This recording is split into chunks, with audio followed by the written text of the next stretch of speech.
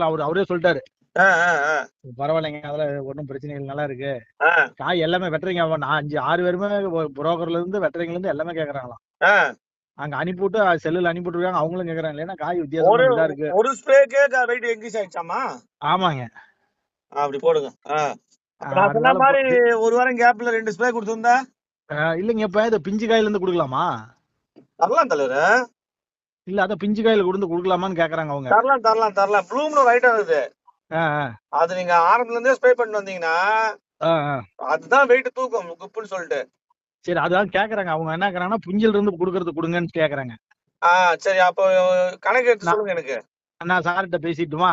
தாராளமா.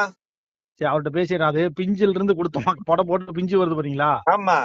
பிஞ்சில இருந்து ஸ்ப்ரே பண்ணா காய் நல்லா ஓட்டமா நல்லா அப்ப இருந்தே growth வந்து அப்புறம் கடைசி சைனிங் மட்டும் இது கொடுத்துக்கலாம். தாராளமா தாராளமா. சார்ட்ட பேசி கொடுங்க. சார்கிட்ட பேசிக்கிறேன். நல்ல தலைவரே. சிறப்பு.